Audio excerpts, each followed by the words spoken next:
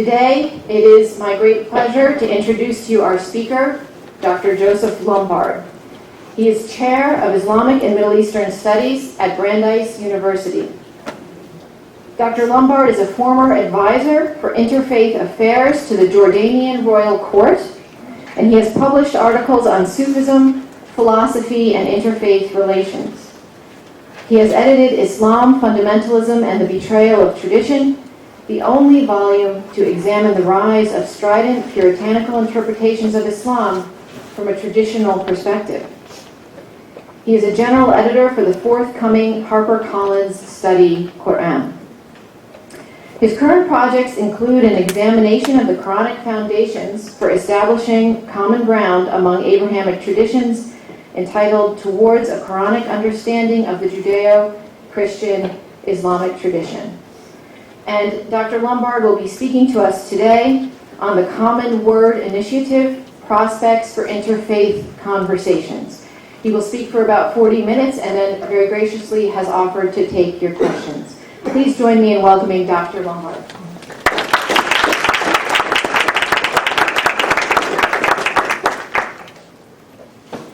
Thank you, Maria, and thank you all for coming to this event. It's really my honor to be here. I have to apologize. I was originally scheduled to give this talk back in the spring, but was unable to come, had to cancel. And I thank you all for opening your hospitality to me a second time. I also have to make a quick apology. I've had a sore throat lately, so I'm going to be pausing frequently to drink water through the talk, and I apologize for that. All right. Now, November 4th of 2008, as we all know, was an historic day in the long and complicated history of race relations in the United States.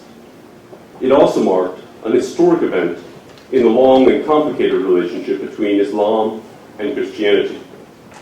For the first time in the history of Muslim-Christian relations, a delegation of Catholic cardinals, bishops, and scholars met with leading Muslim authorities and scholars representing some of the most established figures in both the Sunni and Shi'i worlds of Islam. After the meetings, they issued a final declaration, part of which read, "We profess that Catholics and Muslims are called to be instruments of love and harmony among believers and for humanity as a whole, renouncing any oppression, aggressive violence, and terrorism, especially that committed in the name of religion, and upholding the principle of justice for all." In his comments at the final session, Pope Benedict XVI said, "There is a great and vast field in which we can act together in defending and promoting the moral values which are part of our common heritage. We should thus work together in promoting genuine respect for the dignity of the human person and fundamental human rights." Now, time alone will let us know if this is indeed a watershed event in the history of understanding between Christians and Muslims. Nonetheless, the fact that this and other meetings among the world's religious leaders are taking place at all is historic. We have no previous record of leading Muslim authorities representing all branches of Islam, engaging the Vatican and other centers of Christianity as a single voice. That it is now happening should be cause for hope. For when two civilizations come to a greater appreciation of the humanity and the concerns of one another, there is much less probability for misunderstandings, mistrust, and the violence that can arise therefrom. At the very least, dialogue is better than indifference. At the very best, the collective moral voice of the world's two largest religious communities may help to prevent another Bosnia, another Iraq, another Sudan, or even another Holocaust. Now, the historic Muslim-Christian exchange began in earnest on October 13, 2007, when 138 Muslim scholars from all corners of the world, representing every branch of Islam, including such figures as the Sheikh al-Azhar and the Grand Muftis of Bosnia, Egypt, Syria, Jordan, Oman, Bahrain, Russia, and others, delivered a 15-page letter entitled "The Common Word Between Us and You" to the leaders of Christian churches and denominations throughout the world. Originally composed by Prince Ghazi bin Mohammed of Jordan, in consultation with traditional Islamic scholars, this letter was met with responses from Christian leaders the world over, ranging from independent scholars to the Vatican, the World Council of Churches, the Archbishop of Canterbury, and the Patriarch of Russia, among many others. The most public response was a letter initially signed by over 300 Christian leaders and scholars entitled "Loving God and Neighbor Together, a Christian Response to a Common Word Between Us and You." This was published in the New York Times on November 17th of 2007. Now, the most substantial theological response, to my mind, was that penned by the Archbishop of Canterbury after prolonged consultation with other church leaders. Now, since the initial launch, the number of Muslim scholars who have signed a common word has grown to be well over 300, with over 400 Islamic organizations and associations now endorsing it. There are also now over 500 signatories to the Christian response, in addition to dozens of other Christian responses. The initial letter and the many responses to it have given rise to a series of conferences between Muslim and Christian leaders. The first, focusing upon theological issues, was held at Yale University in July 2008. The second was convened by the Anglican Archbishop in November of that same year and focused upon Scripture. The third is the aforementioned Catholic Muslim Forum, and the fourth was held at Georgetown University in October of 2009, and that focused upon the geopolitical implications of the common word. Now, after King Abdullah II's most recent speech at the UN just 1 month ago, discussions are currently underway for a United Nations resolution declaring a worldwide interfaith acceptance week, whereby once every year, every member country would ask its churches, mosques, synagogues, its temples, other religious institutions, to speak of that which is positive in other religions. The logic of this is very simple. If we go out of our way to speak well of the religious other at least 1 week out of the year, it is much less likely that we will go out of our way to speak poorly of them the other 51 weeks out of the year. I don't know the current state of this. I've been told that they think that they'll have a final resolution out in February. Now, the common word has had very significant trickle down in many other realms, all of which I cannot detail here. Considering the personalities involved, the institutions involved, and the activities that the common word continues to inspire, we can be cautiously optimistic, saying that a common word has become a global movement that continues to gain traction, reshaping the way in which Muslims and Christians the world over understand one another. The common word was also the central impetus for the Womp-Ellison resolution that was issued by the Congress that was also encouraging interfaith understanding especially among Abrahamic traditions in the United States. Now, let's move on to the message of the common word. As the Common Word website declares, never before have Muslims delivered this kind of definitive consensus statement on Christianity. Rather than engage in polemic, the signatories have adopted the traditional and mainstream Islamic position of respecting the Christian scripture and calling Christians to be more, not less, faithful to it. Now, to effectively analyze the initial letter and the dialogue to which it has given rise, we must first allow the document to speak for itself. It begins, Muslims and Christians together make up well over half of the world's religious population. Without peace and justice between these two religious communities, there can be no meaningful peace in the world. The future of the world depends on peace between Muslims and Christians. The basis for this peace and understanding already exists. It is part of the very foundational principles of both faiths: love of the one God and love of the neighbor. These principles are found over and over again in the sacred texts of Islam and Christianity. The unity of God, the necessity of love for Him, and the necessity of love of the neighbor is thus the common ground between Islam and Christianity. The letter continues by citing verses from both the Bible and the Quran to demonstrate the manner in which these principles can be found and underlined and are underlined in Scripture. It then calls for dialogue and cooperation based upon the principles of love of one God and love of the neighbor, known to many as the two greatest commandments of the Bible.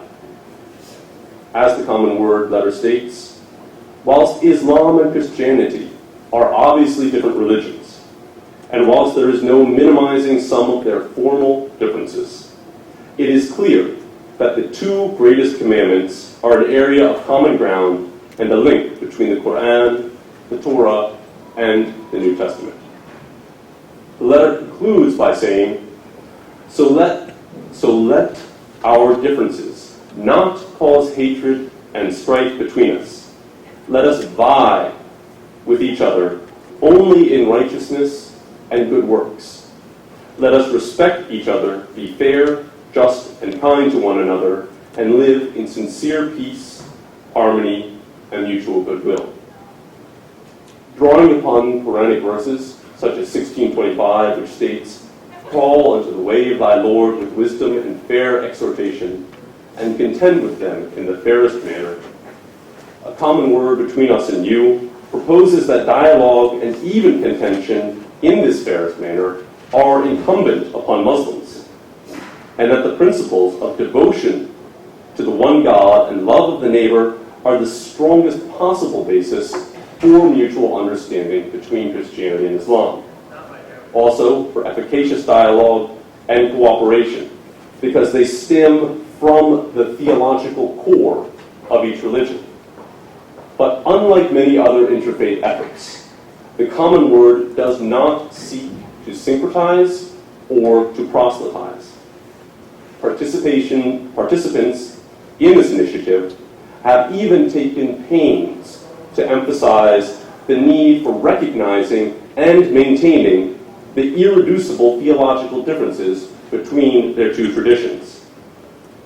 Rather than watering down theological positions in the name of cooperation, and thus bringing Christians and Muslim communities together only at their margins, it asks both communities to speak from what is central and authoritative to each community. Now, I realize many of you may not be veterans of interfaith dialogue, but this is actually very significant in the history of much interfaith dialogue. As one of my colleagues once put it, interfaith dialogue consists of a whole bunch of nominal, secularized Muslims, Christians, and Jews getting together and agreeing that they don't believe in anything. And so this is really seeking to go a very different direction than much of that. Now, the final section of the letter proposes that this is really not a matter of choice, but of responsibility. To quote, finding common ground between Muslims and Christians is not simply a matter for polite ecumenical dialogue between selected religious leaders. Together, Islam and Christianity make up more than 55% of the world's population, making the relationship between these two religious communities the most important factor in contributing to meaningful peace around the world. If Muslims and Christians are not at peace, the world will likely not be at peace.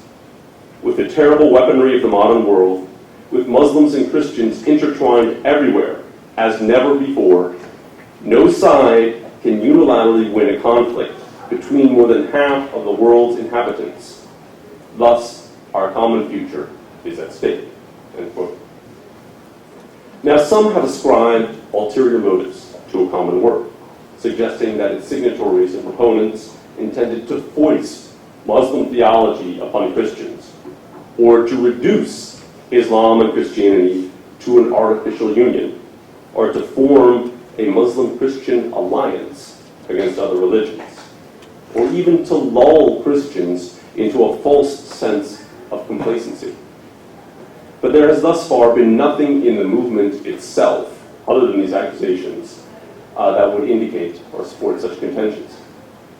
Now, Prince Ghazi bin Muhammad explains, and by the way, I should mention here, few people know this, but Prince Ghazi bin Muhammad, for the Common Word Initiative, he was one of the 5 finalists for the Nobel Peace Prize. And he actually actively lobbied against getting the Nobel Peace Prize. In his acceptance of one of the awards that he received for the Common Word, he said, "We had, honestly, only one motive: peace. We were aiming to try to spread peace and harmony between Christians and Muslims all over the world, not through governments and treaties, but on the all-important popular and mass level, through the world's most influential popular leaders precisely. That is to say, through the leaders of the 2 religions. We wanted to stop the drumbeat of what we feared was a growing popular consensus on both sides for worldwide and thus cataclysmic and perhaps apocalyptic Muslim-Christian jihad/crusade. We were keenly aware, however, that peace efforts required also another element: knowledge. We thus aim to try to spread proper basic knowledge of our religion in order to correct and debate the constant and unjust vilification of Islam in the West, especially." Excuse me.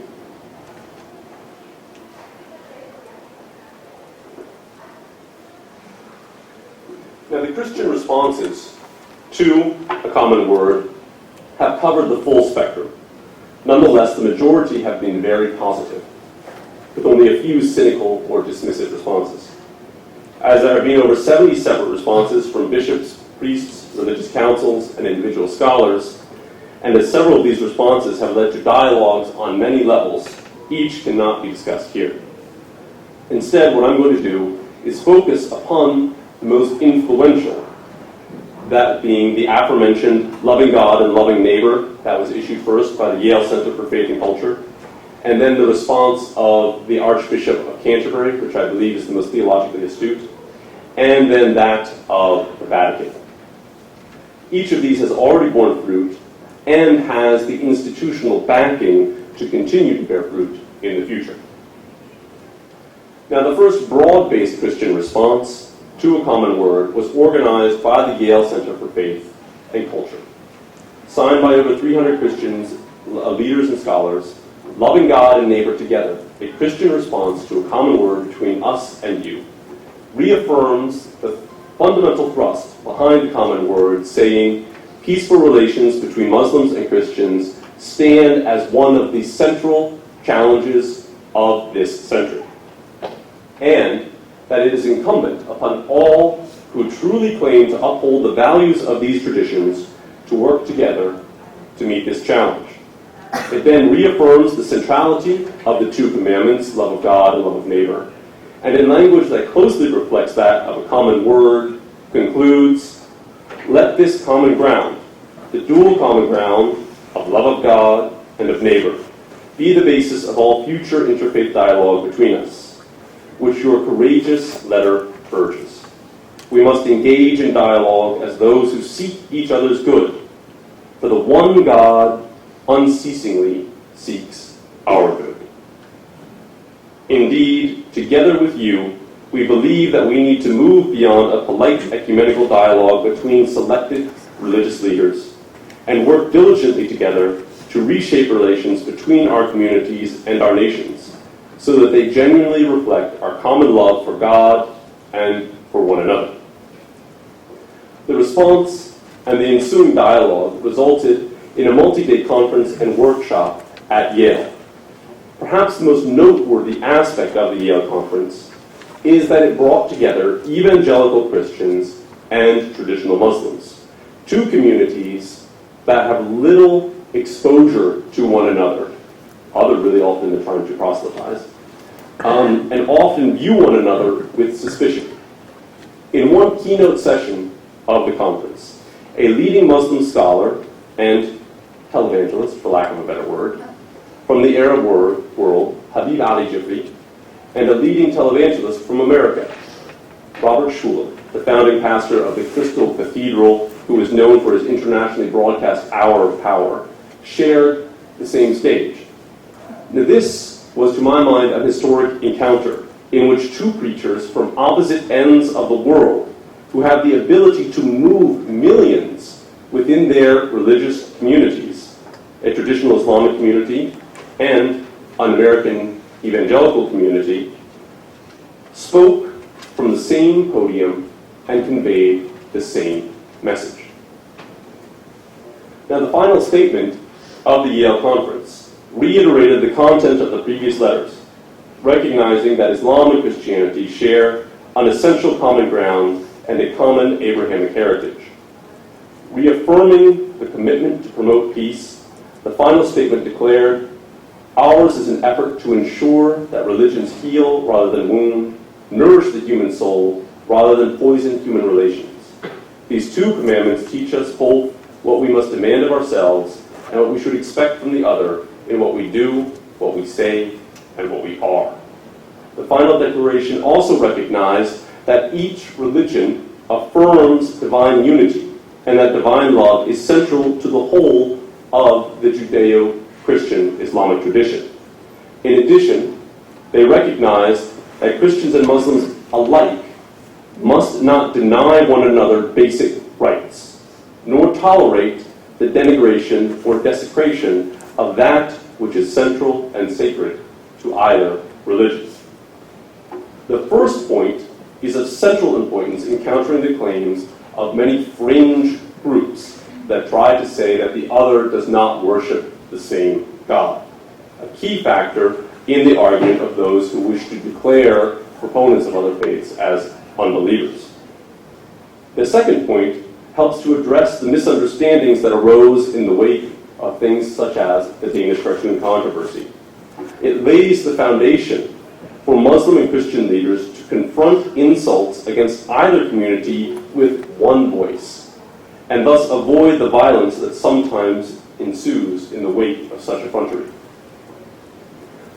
Now, while this response, organized by the Yale Divinity School, was a strong affirmation of a common word and was made all the more effective by signatures of over 300 Christian scholars, the response from the Archbishop of Canterbury, entitled "The Common Word for a Common Good," has been the most trenchant and perspicacious response to date. It begins by acknowledging that although their ways of understanding the divine are different, Christianity and Islam are not mutually unintelligible, and they speak enough of a common language to address the concerns of humanity together. The Archbishop notes that such a dialogue can invite us to think afresh about the foundations of our convictions. The subtle explanation of the Christian understanding of love offered by the Archbishop, it deserves extensive theological discussion that is beyond the scope of this presentation. Suffice to say that he takes the opportunity to explain the manner in which Trinitarian theology leads many Christians to a deeper appreciation of the workings of love within the divine nature itself, and that this is the foundation for love of the neighbor and of the stranger as the proper response to the gift of love from God. This discussion lays the foundations for an explanation of the deleterious nature of religious violence that exposes the theological hypocrisy lying at the heart of extremist religious violence. He writes, "The idea that any action, however extreme or destructive or even murderous, is justified if it averts failure or defeat of a particular belief or a particular religious group is not really consistent with the conviction that our failure does not mean God's failure. Indeed, it reveals a fundamental lack of conviction in the eternity and sufficiency of the object of faith." End quote. Now, based upon this observation, the Archbishop argues that religious violence suggests an underlying religious insecurity. Keeping in mind that the divine has no need of human protection, can then lead to the awareness that to try and compel religious allegiance through violence is really a way of seeking to replace divine power with human power. This serves as the foundation for a vision of what can be accomplished through an extended dialogue between Muslim and Christian leaders. To quote, "What we need is a vision for our dialogue, is to break the current cycles of violence, to show the world that faith, and faith alone, can truly ground a commitment to peace, which definitively abandons the tempting but lethal cycle of retaliation in which we simply imitate one another's violence." In this way, he offers the hope that our religious convictions can be a vehicle for creating peace where it is absent. This does not oblige Muslims and Christians to reject their own truth claims or come to some neutral agreement in areas of theological dispute. Rather, it seeks to demonstrate the manner in which transcendent truth claims can serve to expose the self-serving nature of all attempts to justify violence in the name of one ideology or another. This subtle analysis of the ideological roots of human violence and the ability of religion to counter it demonstrates the potential influence that the Common Word Initiative can have on a much broader scale. Now, while the response coordinated by the Yale Divinity School and the letter written by the Archbishop of Canterbury have been overwhelmingly positive, the responses of the Vatican have been quite mixed. The Vatican response to a common word was not at first positive, and the Vatican did not appear receptive to official dialogue with Muslims until it became apparent that other churches had engaged a common word.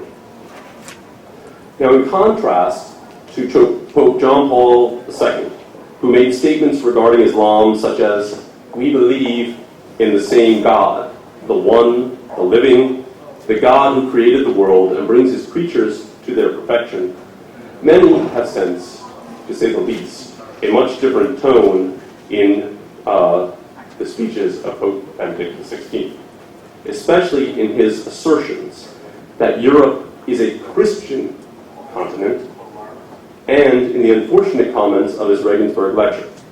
In this context, many Muslims felt it necessary to engage the Catholic Church in the hopes of maintaining relations more similar to those that have been enjoyed during the tenure of Pope John Paul II. It is in this vein that an open letter to His Holiness Pope Benedict XVI, delivered 1 month after the Regensburg lecture, had been written just a year before the Common Word. This letter corrected several factual errors of the Regensburg lecture, and then made the same call for dialogue that we see in the Common Word. The lack of response to that letter and the lack of media coverage it received, while many unproductive and counterproductive reactions were reported ad nauseum, frustrated many Muslims. The desire to alleviate this frustration and to proactively prevent another Regensburg lecture by the Pope or by other Christian leaders gave rise in part to the Common Word Initiative. Now, the first impression is that this objective has to some degree been achieved. For in his remarks on the final day of the first seminar of the Catholic Muslim Forum, Pope Benedict XVI sounded far more like John Paul II than he had previously. Now, while acknowledging that Muslims and Christians, he acknowledged that Muslim and Christians conceive of God in different ways and have a different understanding of the precise nature of the relationship between the divine and the human.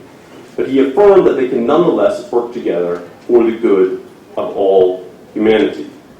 None of this is really groundbreaking in and of itself, and I would say if you pay very close attention, Pope Benedict XVI is still walking a very fine line where he will not say that Muslims and Christians worship the same God. This is something that he's trying to avoid saying, but he is saying that they can work together towards the betterment of humanity on their common moral, ethical ground.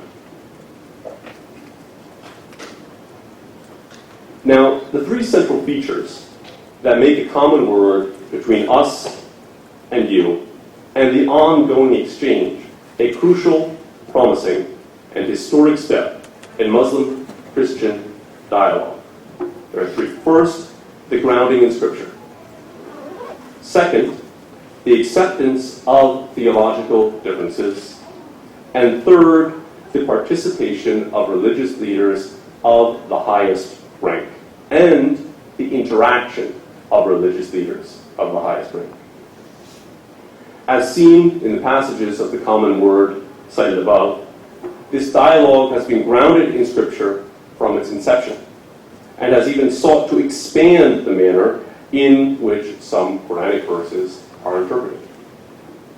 It is significant that many of the world's leading Islamic scholars have chosen to emphasize the more universal implications of many verses over the polemical interpretations that can no doubt be found in the tradition. For it represents an integral component of this dialogue. Each community has taken it upon themselves to inform the other how they understand the sources of their own tradition when they view those sources in relation to the other religious community. And they have taken the time to listen as the other community explains how they too understand these sources and the tenets of their respective traditions. As the final declaration of the Yale Conference states, a common word is rooted in our sacred texts, arising from within, not imposed from without. And as Archbishop Rowan Williams has written in his response, for both faiths, Scripture provides the basic tools for speaking of God, and it is in attending to how we use our holy texts that we often discover most truly the nature of each other's faith. This is an essential observation for Christians, and Muslims often find it difficult to relate to the theological subtleties of another faith, and are rarely swayed by references to great theologians and proponents of other religions, no matter how esteemed they may be within another religious tradition. But given the centrality of Scripture in their own traditions, they are able to relate to the centrality of Scripture in another tradition. They also tend to be closer to one another scripturally and more distant theologically. In this way, Scripture provides one of the best platforms for Muslim, Christian, and Jewish dialogue. Now, the second feature that distinguishes the Common Word movement is that the dialogue has not sought to ignore or deny irreducible theological differences, but rather to underline them. Archbishop Rowan Williams, to paraphrase Archbishop Rowan Williams, this is to say that the dialogue does not seek to bring Christians and Muslims together at the margins of their historic identities, but by speaking from what is central and authoritative to each. In this way, the Common Word Initiative avoids a major pitfall of much interfaith dialogue, wherein well-meaning believers barter away central tenets of their community's creeds in the hopes of finding a common ground. As if one were to say, on the Muslim part, I'll give up the uncreated Quran if you're willing to drop the Trinity, or vice versa. Now, in the name of violating neither religion, such forms of dialogue undermine religion as such by accepting two unspoken premises. One, that religions cannot come to common ground on religious terms. Two, that in the modern period, all people of religion must yield to the principles of secular humanism. In diluting religion, this form of dialogue thus leads many who are outside of the dialogue to reject interreligious dialogue as antithetical to the teachings of their faith, or as a Trojan horse by which its central tenets will be undermined. This can in turn lead to greater misunderstanding and mistrust in the long run. For this reason, His Gospel Muhammad has said of the Common Word Initiative, I would like to say also that a common word does not signal that Muslims are prepared to deviate or concede one iota of any of their convictions in reaching out to Christians, nor, I expect, the opposite. Let us be crystal clear. A common word is about equal peace, not about capitulation on anyone's part. The third feature that sets a common word apart from other interfaith initiatives is that it has the backing of many of the highest-ranking religious authorities in both the Christian world and the Islamic world. On the Muslim side, this includes figures such as Ahmed Tayyib, the new Sheikh al-Azhar, Abdullah bin Bayya. Many of you probably don't know him, but he is considered by many to be the leading Sunni scholar in the world today. Muhammad al-Bouti, the leading scholar of Syria, and Ayatollah Muhammad Ahmad, considered one of the leading Shia theologians of his day. And on the Christian side, we have the Pope, the Archbishop of Canterbury, the head of the National Association of Evangelicals, the World Council of Churches, and a host of others. The history of Christian-Muslim relations has never witnessed collaboration among authorities of this status. Really, nothing even close. Now, the involvement of such leaders has many ramifications. Most importantly, these are the people who influence what is said on Friday and Sunday in mosques and churches, what is taught in schools and what is heard on television. If these leaders are committed to this exchange, the message of a common word has the potential to change the way that Christians and Muslims conceptualize and approach one another throughout the world. Now, in conclusion, despite these significant features, it should be stressed that the crucial theological issues that divide Christians and Muslims have not been fully discussed in these exchanges, and they may never be addressed in the context of the Common Word Initiative itself. For this is not, at its heart, a theological exchange. Many have mistaken it for such. A common word between us and you is an initiative that seeks to promote peace by alleviating misunderstandings between Christians and Muslims through an emphasis on the love of God, devotion to the one God, and the love of neighbor that stems from that love of God. In this way, it allows the participants to maintain theological differences in creative tension while asserting what they hold in common and working for the greater good. As the World Council of Churches has expressed it, Muslims and Christians should make it a priority to understand how the precious heritages that each hold can direct and even impel them to work together for justice and peace, recognizing their joint goals and responding to the call of the one they worship and obey to come together not only in a common word, but also in common action for the greater glory of God and the well-being of all. Theological discussions may develop in the future, and this may be a role that the Academy can play in this dialogue.